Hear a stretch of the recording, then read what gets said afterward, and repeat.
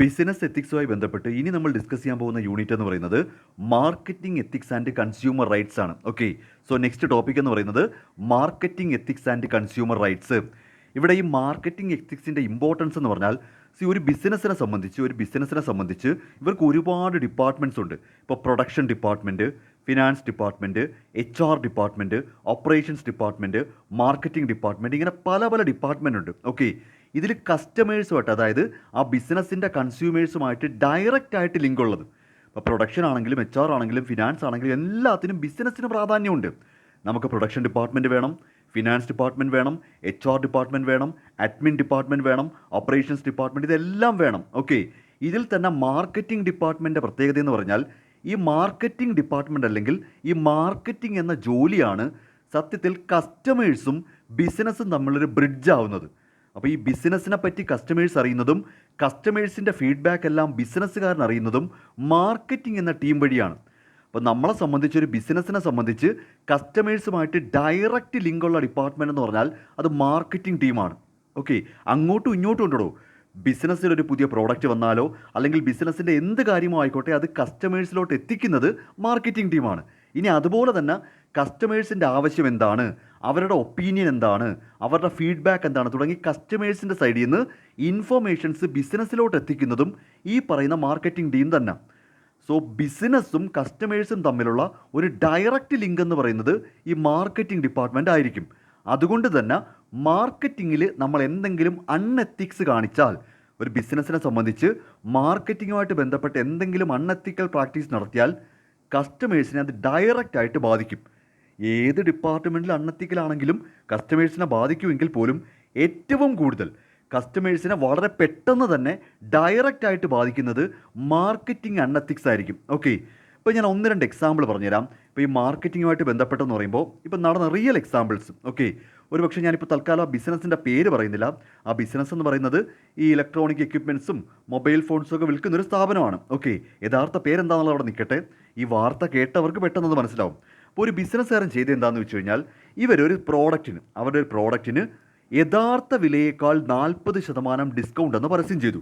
അതായത് റിയൽ പ്രൈസിനേക്കാൾ, ഇങ്ങനെയായിരുന്നു അവിടെ പരസ്യം, യഥാർത്ഥ വിലയേക്കാൾ 40% ഡിസ്കൗണ്ട്, ഇങ്ങനായിരുന്നു പരസ്യം. ഓക്കെ, ഈ പരസ്യം വരുന്നതിന് മുൻപായിട്ട്, അതായത് ഇങ്ങനെ ഒരു ഓഫർ വരുന്നതിന് മുൻപായിട്ട് ഈ പ്രോഡക്റ്റ് വാങ്ങിയ ഒരു കസ്റ്റമർ ഈ 40% ഡിസ്കൗണ്ട് എന്ന പരസ്യം കൊടുക്കുന്നതിന് മുൻപ്, ഇങ്ങനൊരു ഓഫർ വിൽക്കുന്നതിന് മുമ്പ് ഈ പ്രോഡക്റ്റ് യഥാർത്ഥത്തിൽ ഒരാൾ വാങ്ങി, കൃത്യമായിട്ട് ഒരാൾ വാങ്ങി, നടന്ന സംഭവമാണ്. ഓക്കെ, അത് വാങ്ങിയത് സപ്പോസ് 100 രൂപയ്ക്കാണെന്ന് വിചാരിക്കാം.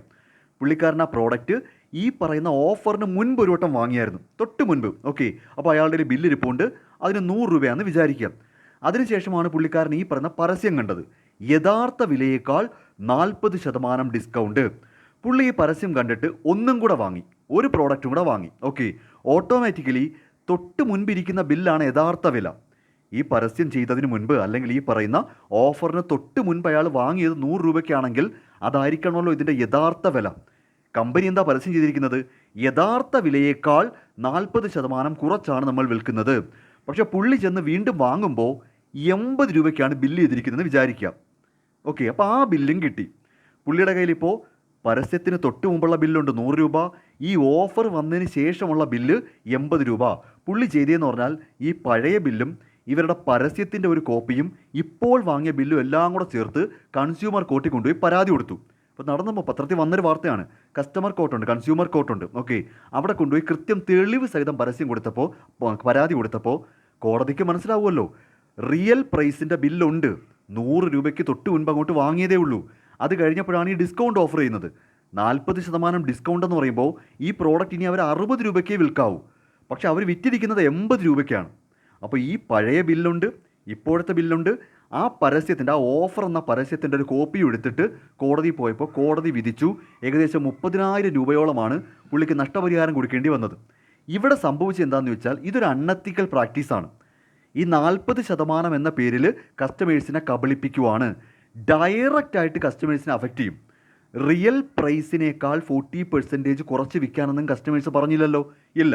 അപ്പോൾ അങ്ങനെ ഒരു പറ്റിപ്പ് നടത്തേണ്ട യാതൊരു കാര്യവുമില്ല.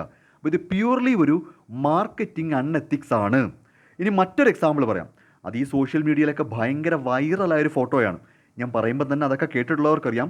അതൊരു വലിയ സൂപ്പർ മാർക്കറ്റ് അല്ലെങ്കിൽ ഒരു വലിയൊരു ഹൈപ്പർ മാർക്കറ്റിൻ്റെ ഒരു സംഭവമായിരുന്നു. ഓക്കെ, അവരൊരു 30 കോഴിമുട്ട, 30 ഒറ്റ പാക്കറ്റ്, 30 ഓക്കെ, അതിൽ 340 എന്നൊരു വില എഴുതിയിട്ട് വെട്ടി, 340 എഴുതി വെട്ടിയിട്ട് ഓഫർ പ്രൈസ് 300 രൂപ. 30 മുട്ടയുടെ ഒരു പാക്കറ്റ്, ഒറ്റ പാക്കറ്റ് ആട്ടോ, 30 മുട്ടയുണ്ട് അതിനകത്ത്. അതിൽ 340 എന്ന വില വെട്ടിയിട്ട് ഓഫർ പ്രൈസ് 300 രൂപ. 30 മുട്ടയ്ക്ക് 300 രൂപയേ ഉള്ളൂ. നമ്മുടെ നാട്ടിൽ ഇപ്പോഴും മുട്ടയ്ക്ക് എന്നൊക്കെ പറയുമ്പോഴത്തേക്ക് 10 രൂപ തന്നെ അധികമാണ്. നാടൻ മുട്ടയ്ക്കൊക്കെ ഉള്ളൂ ഈ വില വരുന്നത്. അല്ലാതെ ഈ പറയുന്ന നമ്മൾ ഇമ്പോർട്ട് ചെയ്യുന്ന മുട്ടയ്ക്ക് 10 രൂപ തന്നെ കൂടുതലാണ്. എന്നിട്ടാണ് അവർ എഴുതി വെച്ചിരിക്കുന്നത് 30 മുട്ടയ്ക്ക് 340 രൂപ. പക്ഷേ നിങ്ങൾ 340 രൂപ തരേണ്ട പോലും, അത് വെട്ടി. ഞങ്ങളുടെ പ്രൈസ് 300 ആണെന്ന് ഈ ഫോട്ടോ കണ്ട എല്ലാവർക്കും അറിയാം. യഥാർത്ഥത്തിൽ 300 രൂപയേ ഉള്ളൂ. ഇതും ഒരു പരിധി വരെ ഫാൾസ് ഡിസ്കൗണ്ടിങ് എന്ന് പറയും. യഥാർത്ഥത്തിൽ ഡിസ്കൗണ്ട് ഒന്നും അവിടെ നടക്കുന്നില്ല. കസ്റ്റമേഴ്സിനെ പറ്റിക്കാൻ വേണ്ടി ഫാൾസ് ഡിസ്കൗണ്ട് കൊടുക്കും. പലപ്പോഴും നിങ്ങൾ നോക്കിയാൽ മതി, പല പ്രോഡക്റ്റും ഡിസ്കൗണ്ടിന് കിട്ടുമ്പോഴാണ് വില കൂടുന്നതായിട്ട് കാണുന്നത്. നമുക്കത് അറിയണമെങ്കിൽ ഈ പ്രോഡക്റ്റ് ഡിസ്കൗണ്ടിന് മുൻപൊന്ന് വാങ്ങി നോക്കണം. ഇപ്പോൾ എക്സാമ്പിളായിട്ട് പലപ്പോഴും നമ്മുടെ കടക്കാർ പറ്റിക്കുന്നത്, ഈ ഓണമൊക്കെ വരുമ്പോൾ പറ്റിക്കുന്നത്, 10 രൂപ വിലയുള്ളൊരു പ്രോഡക്റ്റ് മര്യാദയ്ക്ക് 10 രൂപയ്ക്ക് വിറ്റുകൊണ്ടിരുന്നതാണ്. ഇവർ ചെയ്യുന്നത് എന്താണെന്ന് വെച്ചാൽ ഇതിൻ്റെ വില പിന്നീട് പെട്ടെന്ന് അങ്ങ് 15 എഴുതും, എന്നിട്ടത് വെട്ടും. ഡിസ്കൗണ്ട് പ്രൈസ് 12 രൂപ. ആൾക്കാർ ഇടിച്ചു കയറി വാങ്ങും. 10 രൂപയുടെ സാധനം 12 രൂപയ്ക്ക് മേടിക്കുന്നതാണോ discount? This is called false discounting. മനസ്സിലാവുന്നുണ്ടോ? ഇതെല്ലാം അൺഎത്തിക്കൽ പ്രാക്ടീസാണ്. യഥാർത്ഥത്തിൽ 10 രൂപയുടെ സാധനം 10 രൂപയിൽ താഴ്ത്തി കൊടുക്കണം. പക്ഷെ അങ്ങനൊന്നും ആരും ചെയ്യത്തില്ല. ഡിസ്കൗണ്ട് എന്നും പറഞ്ഞിട്ട് വില കൂട്ടി വെച്ചിട്ട് യഥാർത്ഥ വിലയേക്കാൾ കൂടുതലാണ് വാങ്ങുന്നത്. പലപ്പോഴും ഓണം, ക്രിസ്മസ് ഒക്കെ വരുമ്പോഴാണ് ഈ പരിപാടി നടത്തുന്നത്. ഓക്കെ, അപ്പോൾ ജനങ്ങളെ സംബന്ധിച്ച് നമുക്ക് എന്തെങ്കിലും ഡിസ്കൗണ്ട് കിട്ടിയാൽ ഓക്കെയാണ്. അപ്പോൾ ഇതെല്ലാം തന്നെയും മാർക്കറ്റിംഗ് എത്തിക്സിനെതിരാണ്. ഓക്കെ, അപ്പോൾ നമ്മുടെ ടോപ്പിക് എന്ന് പറഞ്ഞു കഴിഞ്ഞാൽ, നമ്മുടെ ടോപ്പിക്ക് ബിസിനസ്സിൽ മാർക്കറ്റിംഗ് എത്തിക്സ് ഉണ്ടായിരിക്കണം. അതായത് നമ്മുടെ എല്ലാ മാർക്കറ്റിംഗ് പ്രാക്ടീസസും മോറൽ പ്രിൻസിപ്പിൾസും വാല്യൂസും പാലിച്ചിരിക്കണം. ഇതാണ് ബേസിക്കലി മാർക്കറ്റിംഗ് എത്തിക്സ്. ജനങ്ങളെ കബളിപ്പിക്കരുത്. കാര്യം ജനങ്ങൾക്ക് നമ്മുടെ ബിസിനസ് എന്താണെന്നും ബിസിനസ്സിൻ്റെ കാര്യങ്ങളെല്ലാം അറിയുന്നത് മാർക്കറ്റിങ്ങിലൂടെയാണ്. എസ്പെഷ്യലി അഡ്വർടൈസ്മെൻറ്റ് മാത്രമല്ല കേട്ടോ മാർക്കറ്റിംഗ് എന്ന് പറയുന്നത്. അഡ്വർടൈസിംഗ് എന്ന് പറയുന്നത് മാർക്കറ്റിങ്ങിൻ്റെ ഒരു ഭാഗമാണ്. ഓക്കെ, അപ്പോൾ ജനങ്ങളിലേക്ക് ബിസിനസ്സിനെ മാർക്കറ്റ് ചെയ്യുക, ഇതാണ് ബേസിക്കലി മാർക്കറ്റിംഗ് എന്ന് പറയുന്നത്. ഓക്കെ, അപ്പോൾ ഈ മാർക്കറ്റിങ്ങിൽ a set of moral guidelines, കൃത്യമായിട്ട് ഒരു ബിസിനസ് കറക്റ്റായിട്ടുള്ള കാര്യങ്ങൾ മാത്രം ജനങ്ങളിലോട്ട് എത്തിക്കുക. ഒരു തരത്തിലുള്ള അൺഎത്തിക്കൽ പ്രാക്ടീസും നടത്തരുത്. അതാണ് ബേസിക്കലി മാർക്കറ്റിംഗ് എത്തിക്സ് എന്ന് പറയുന്നത്. ഓക്കെ, പലപ്പോഴും ബിസിനസ്സിൻ്റെ മാർക്കറ്റിംഗ് എത്തിക്സാണ് പെട്ടെന്ന് പിടിക്കപ്പെടുന്നത്. ഇപ്പം നമുക്ക് തന്നെ അറിയത്തില്ല ബിസിനസ്സിൻ്റെ പ്രൊഡക്ഷനുമായിട്ട് ബന്ധപ്പെട്ട് എന്തൊക്കെ കാര്യങ്ങൾ ഇവർ ചെയ്യുന്നുണ്ടെന്ന്. നമ്മൾ ലാബിൽ കൊണ്ടുപോയി ടെസ്റ്റ് ഒന്നും ചെയ്യുന്നില്ലല്ലോ. ഇപ്പം നമ്മളൊരു പ്രോഡക്റ്റ് മേടിച്ച് ഉപയോഗിക്കുന്നതിന് മുൻപായിട്ട് നമ്മളിത് ലാബിൽ കൊണ്ടുപോയി ടെസ്റ്റ് ചെയ്യുന്നതൊന്നുമില്ല. പക്ഷേ നമ്മൾ ആകെ നോക്കുന്നത് ഇതിൻ്റെ വെയിറ്റ്, 50 ഗ്രാം വെയിറ്റ് ഉണ്ടെന്ന് പ്രിൻറ്റ് ചെയ്ത് വെച്ചാൽ നമുക്ക് വേണമെങ്കിൽ ഒന്ന് തൂക്കി നോക്കാം. ഓക്കെ, അപ്പോൾ അവർ പറയുന്നത് ഇത് 50 ഗ്രാം ഉണ്ട്. പിന്നെ മറ്റത് പ്രൈസ്. ഓക്കെ, പിന്നെ അവർ പറഞ്ഞിരിക്കുന്ന ഓഫറെല്ലാം ഉണ്ടോ? ഇപ്പോൾ എക്സാമ്പിളായിട്ട് ഒന്നെടുത്താൽ ഒന്ന് ഫ്രീ. പക്ഷേ പ്രശ്നം വില കൂട്ടുന്നുണ്ടോ എന്ന് നോക്കണം. ഒരു പ്രോഡക്റ്റ് വാങ്ങിയാൽ ഒന്നുകൂടെ ഫ്രീ ആയിട്ട് കിട്ടുമെന്ന് പറഞ്ഞാൽ ഒരു പ്രോഡക്റ്റിൻ്റെ വിലയ്ക്ക് 2 എണ്ണം കിട്ടണമെന്നാണ്. പക്ഷേ ഇവിടെ പലപ്പോഴും സംഭവിക്കുന്നത് ഈ പ്രോഡക്റ്റിൻ്റെ വില എന്ന് പറഞ്ഞാൽ 2 പ്രോഡക്റ്റിൻ്റെ വിലയാക്കും. That is not ethics. Okay, next എന്ന് പറയുന്നത് ഫീച്ചേഴ്സ്. ഓക്കെ, മാർക്കറ്റിംഗ് എത്തിക്സ് എന്ന് പറഞ്ഞാൽ എന്താണ്? First one, honesty. നിങ്ങൾക്ക് പറഞ്ഞാൽ മനസ്സിലാവും. സത്യസന്ധമായിരിക്കണം. ഫെയർനെസ് എന്ന് ഉദ്ദേശിക്കുന്നത് ജസ്റ്റ് ആൻഡ് ഇക്വിറ്റബിൾ പ്രൈസ് ആയിരിക്കണം. ഇത് ഞാൻ ഒരു എക്സാമ്പിൾ പറഞ്ഞതാണ്. ഇപ്പം നമ്മുടെ ലൈഫ് സേവിങ് ഡ്രഗ്സിൻ്റെ എക്സാമ്പിൾ ഞാൻ പറഞ്ഞു. ലൈഫ് സേവിങ് ഡ്രഗ്സ് 20 രൂപയ്ക്ക് വിറ്റാൽ മതിയെന്നുണ്ടെങ്കിൽ പിന്നെ എന്തിനവരത് 50 രൂപയ്ക്ക് വിൽക്കണം? ജസ്റ്റ് ആൻഡ് ഇക്വിറ്റബിൾ ആയിരിക്കണം എന്ന് പറഞ്ഞാൽ ന്യായമായ വിലയായിരിക്കണം. സോ എല്ലാം സത്യസന്ധമായിരിക്കണം, ന്യായമായിരിക്കണം. ട്രാൻസ്പെറൻസി, കള്ളത്തരങ്ങളൊന്നും പറയരുത്, കള്ളത്തരങ്ങൾ കാണിക്കരുത്. ഒരു പ്രോഡക്റ്റിനെ പറ്റിയോ സർവീസിനെ പറ്റിയോ ക്ലിയർ ആൻഡ് ആക്യുറേറ്റ് ഇൻഫർമേഷൻ കൊടുക്കണം. റെസ്പെക്ട് ഫോർ കൺസ്യൂമർ പ്രൈവസി, ഇത് പലപ്പോഴും ബിസിനസ് സ്ഥാപനങ്ങൾ കീപ്പ് ചെയ്യുന്നത് തന്നെയാണ്. കസ്റ്റമേഴ്സിൻ്റെ വിവരങ്ങളൊന്നും പുറത്തു വിടരുത്. ഇപ്പോൾ എക്സാമ്പിളായിട്ട് ഒരു പ്രോഡക്റ്റ് ഒരു കസ്റ്റമർ വാങ്ങിക്കഴിഞ്ഞാൽ വേറൊരു കസ്റ്റമർ വരുമ്പോൾ ഈ കസ്റ്റമർ എന്തുവാ വാങ്ങിയത് ഒന്ന് കേൾക്കട്ടെ എന്ന് ചോദിച്ചാൽ പറഞ്ഞു കൊടുക്കരുത്. ഇല്ല സാർ, അത് ഞങ്ങൾ പറഞ്ഞു തരത്തില്ല, ആ കസ്റ്റമർ എന്താണ് വാങ്ങിയെന്നുള്ളത് ഞങ്ങൾ ആരോടും പറയില്ല. ഫൈനലി സോഷ്യൽ റെസ്പോൺസിബിലിറ്റി ഉണ്ടായിരിക്കണം. അതായത് മാർക്കറ്റിങ്ങിലൂടെ എന്ത് പറയുന്നതാണെങ്കിലും ആവശ്യമില്ലാതെ ഒരു തരത്തിലും സൊസൈറ്റിക്ക് ദോഷകരമായ കാര്യങ്ങൾ ഉണ്ടാവരുത്. ഇതുമായിട്ട് ബന്ധപ്പെട്ട് പലപ്പോഴും പല നടന്മാർക്കെതിരെ കേസ് വരും. ഇപ്പോൾ മദ്യത്തിനെ പ്രൊമോട്ട് ചെയ്യും. ഇപ്പോൾ ഇടയ്ക്ക് മോഹൻലാലിനെതിരെ കുറച്ച് നാൾ മുമ്പ്, കാലങ്ങൾക്ക് മുമ്പാണ്, മോഹൻലാലിനെതിരെ ഒരു വിമർശനമൊക്കെ വന്നായിരുന്നു. മറ്റേ വൈകിട്ട് എന്താ പരിപാടി, അങ്ങനെ ഒരു ഡയലോഗ് ഇട്ടുണ്ടായിരിക്കും. അത് മദ്യത്തിനെ പ്രൊമോട്ട് ചെയ്യുമെന്നും പറഞ്ഞിട്ട്. അപ്പോൾ ഒരു സോഷ്യൽ റെസ്പോൺസിബിലിറ്റി ഉണ്ടാവണം മാർക്കറ്റിങ്ങിന്. ഓക്കെ, അപ്പോൾ സൊസൈറ്റിക്ക് ഗുണകരമാവുന്ന കാര്യങ്ങൾ മാത്രമേ മാർക്കറ്റിങ്ങിലൂടെ കാണിക്കാവൂ.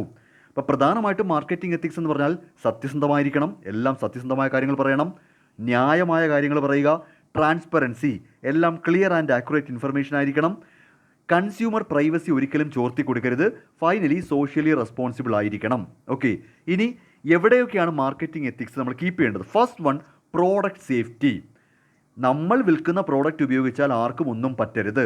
അഡ്വർടൈസിങ് കറക്റ്റ് ആയിരിക്കണം, ഞാനിപ്പോൾ പറഞ്ഞ കണക്ക് തന്നെ ട്രൂത്ത്ഫുൾ അഡ്വർടൈസിങ് ആയിരിക്കണം, ഫെയർ പ്രൈസിങ് ആയിരിക്കണം, എത്തിക്കൽ ടാർഗറ്റിംഗ്. ഇതെന്താണ് സംഭവം? ഇത് വളരെ പ്രധാനപ്പെട്ട കാര്യമാണ്.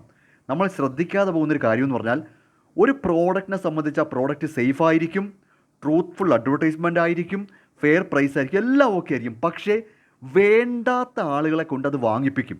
അതായത് ആ പ്രോഡക്റ്റ് യഥാർത്ഥത്തിൽ അയാൾക്ക് വേണ്ട. എത്തിക്കൽ ടാർഗറ്റിംഗ് അല്ലാതെ പോകുന്നത് അതുകൊണ്ടാണ്. നമുക്ക് വേണ്ടാത്ത പല പ്രോഡക്റ്റുകളും നമ്മൾ വാങ്ങാൻ നിർബന്ധിതരാകും. ഇത് പലപ്പോഴും നിങ്ങൾ ഈ വലിയ സൂപ്പർ മാർക്കറ്റ്, ഇപ്പോൾ ഈ ലുലു മോൾ പോലുള്ള വലിയ സൂപ്പർ മാർക്കറ്റ് ചെന്നാൽ മനസ്സിലാവും.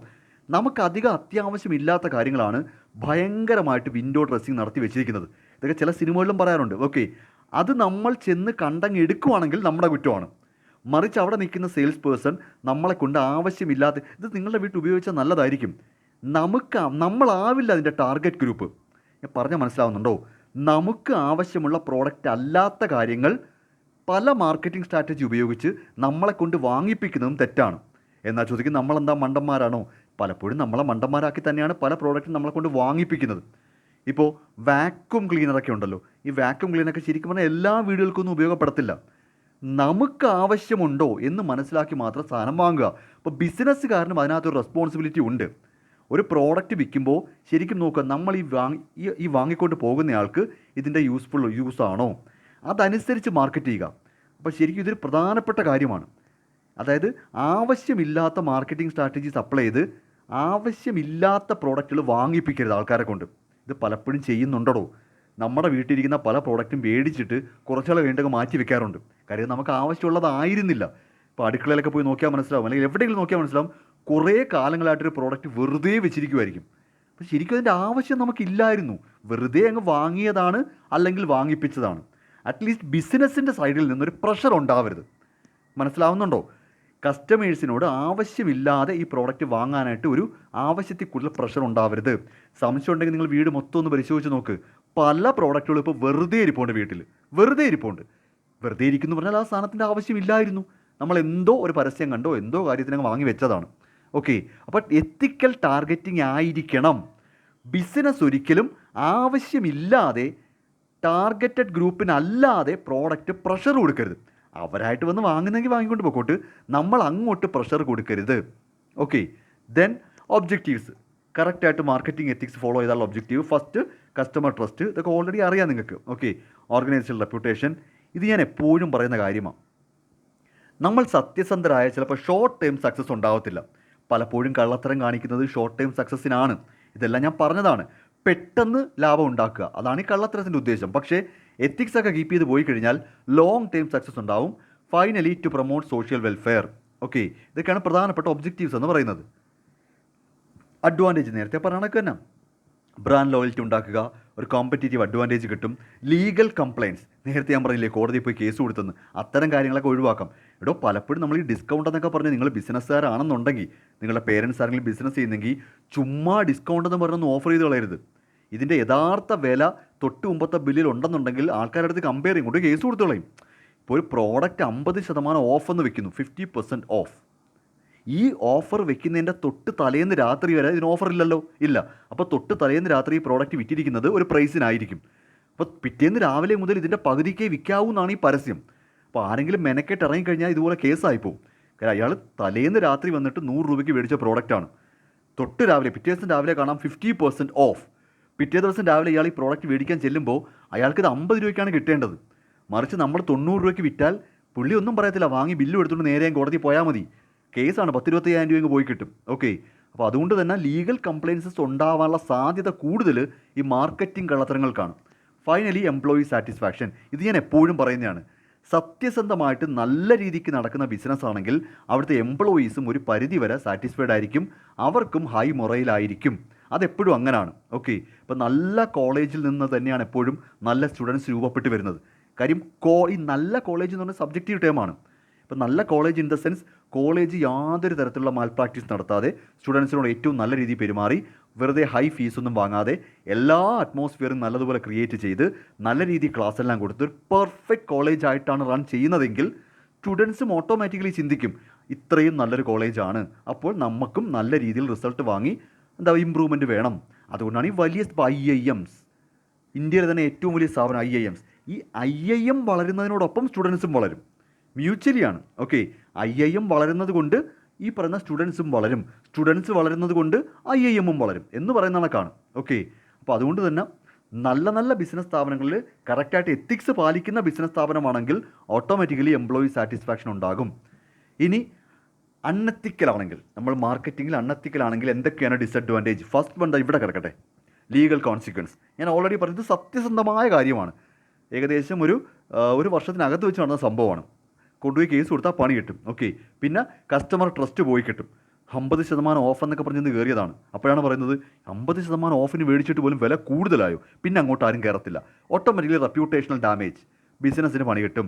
ഈ എത്തിക്കൽ ഡിലേമ എന്ന് ഉദ്ദേശിക്കുന്നത്, ഈ ഡിലേമ എന്ന് പറഞ്ഞാൽ ആശയക്കുഴപ്പമെന്നാണ്. അത് ചെയ്യണോ ഇത് ചെയ്യണോ എന്ന് കൺഫ്യൂഷൻ വരത്തില്ലേ? നമ്മളിപ്പോൾ ഇടയ്ക്ക് നമ്മുടെ ലൈഫിലാണെങ്കിലും രണ്ട് കാര്യം ഇത് ഏതാ ഇപ്പോൾ ചെയ്യേണ്ടത്, അങ്ങനെ ആശയക്കുഴപ്പം വരത്തില്ലേ? അതാണ് ഈ ഡിലേമ എന്ന് പറയുന്നത്. അപ്പോൾ ഈ മാർക്കറ്റിംഗ് എത്തിക്സ് കറക്റ്റായിട്ട് പാലിച്ചില്ല എന്നുണ്ടെങ്കിൽ ബിസിനസ്സിനകത്ത് ഒരുപാട് കുഴപ്പങ്ങളുണ്ടാവും. കാര്യം ഈ ബിസിനസ്സിലെ എല്ലാ ആൾക്കാരും ഒരേ മൈൻഡ് സെറ്റുള്ളവരല്ലടോ. ഇപ്പോൾ പ്രൊഡക്ഷൻ ഡിപ്പാർട്ട്മെൻറ്റ് കൃത്യമായിട്ടെല്ലാം നല്ല പ്യുവർ ക്വാളിറ്റിയിൽ നല്ല പോലെ പ്രൊഡ്യൂസ് ചെയ്യുന്നു. പക്ഷേ മാർക്കറ്റിംഗ് ഡിപ്പാർട്ട്മെൻറ്റ് കള്ള പരസ്യങ്ങളൊക്കെ കൊടുത്ത് വിൽക്കാൻ നോക്കുവാണ്, കള്ളത്തരമൊക്കെ കാണിച്ചിട്ട്. അത് ചിലപ്പോൾ പ്രൊഡക്ഷൻ ഡിപ്പാർട്ട്മെൻറ്റ് എതിർക്കും. നമ്മുടെ പ്രോഡക്റ്റിന് ഒരു കുഴപ്പമില്ലല്ലോ, നമ്മൾ നന്നായിട്ട് പ്രൊഡ്യൂസ് ചെയ്യല്ലേ, പിന്നെ നിങ്ങൾ എന്തിനാണ് ഈ കള്ളത്തരങ്ങൾ പരസ്യത്തിൽ കാണിക്കുന്നത്? ഇങ്ങനത്തെ ഓരോ കോൺഫ്ലിക്റ്റ് ഉണ്ടാവും. അപ്പോൾ എല്ലാവരും ഒരുപോലെ എത്തിക്സ് പാലിച്ചാൽ മാത്രമേ സ്മൂത്തായിട്ട് ബിസിനസ് നടന്നു പോകൂ. ഇതൊക്കെയാണ് പ്രധാനപ്പെട്ട ഡിസഡ്വാൻറ്റേജസ്. ഓക്കെ, ഇനി കൺസ്യൂമേഴ്സിന് ഒരുപാട് റൈറ്റ്സ് ഉണ്ട്. നിങ്ങൾ അറിയേണ്ട കാര്യമാണ്, നമ്മൾ ഓരോരുത്തരും കൺസ്യൂമേഴ്സാണ്. നമ്മളിപ്പോൾ ഒരു പേന വാങ്ങിയാലും പേപ്പർ വാങ്ങിയാലും ഇനി കാറ് വാങ്ങിയാലും ഇനി റോക്കറ്റ് വാങ്ങിയാലും ശരി തന്നെ, നമ്മളെല്ലാം കൺസ്യൂമേഴ്സാണ്. നമുക്ക് ഒരുപാട് അവകാശങ്ങളുണ്ട്. First one, right to safety.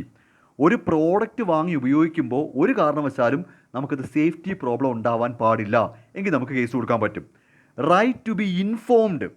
ഒരു പ്രോഡക്റ്റിനെ പറ്റിയോ സർവീസിനെ പറ്റിയോ നമ്മളോട് തുറന്ന് പറയേണ്ട കാര്യങ്ങളെല്ലാം തുറന്ന് പറഞ്ഞിരിക്കണം. അത് കൃത്യമായിട്ട് ആക്യുറേറ്റ് ആയിരിക്കണം.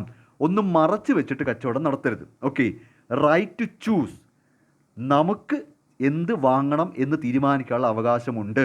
ഇപ്പോൾ നമ്മളൊരു ബിസിനസ്സോട് കയറി ചെന്നിട്ട് നമ്മളോട് ചോദിക്കുവാണ്, ചേട്ടാ മറ്റേ 10 രൂപയുടെ പാക്കറ്റ് ഉണ്ടോ, എന്ത് product?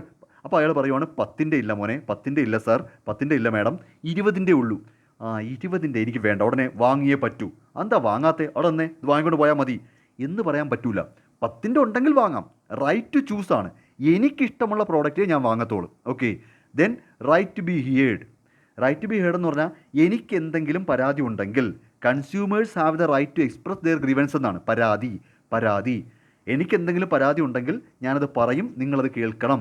Then right to redress. ആ പ്രശ്നം പരിഹരിച്ച് തരണം. ഇത് രണ്ടും കോടതിയായിട്ട് ബന്ധപ്പെട്ട കാര്യങ്ങളാണ്. നമുക്ക് ഏതെങ്കിലും ബിസിനസ് സ്ഥാപനമായിട്ട് ബന്ധപ്പെട്ട് എന്തെങ്കിലും പരാതി ഉണ്ടെങ്കിൽ ഫസ്റ്റ് തിങ് നമ്മൾ അവിടെ പോയി പറയുക. ഇപ്പോൾ ഒരു പ്രോഡക്റ്റ് മേടിച്ചു, ടി വി മേടിച്ചു, വാറണ്ടി പീരീഡ് കിടക്കുവാണ്, കംപ്ലൈൻ്റ് ആയി. ഉടനെ കമ്പനി വിളിച്ച് പറഞ്ഞാൽ മതി, അവർ വന്ന് ശരിയാക്കി തരണം. നമ്മൾ ഒന്ന് പറഞ്ഞ് രണ്ടാമത്തേനും കോടതി പൊക്കൊള്ളരുത് കേട്ടോ. വാറണ്ടി പീരീഡ് കിടക്കുവാണ്, ടി വി കംപ്ലൈൻ്റ് ആയി, ആദ്യം അവരെ വിളിക്കുക. അവരപ്പോൾ കമ്പനി നാളെ വിട്ട് ശരിയാക്കുന്നുണ്ടെങ്കിൽ ഒരു കുഴപ്പമില്ല. റൈറ്റ് ബി ഹിയർഡും റൈറ്റ് ടു റിഡ്രസും കമ്പനി തന്നെ ഓക്കെ.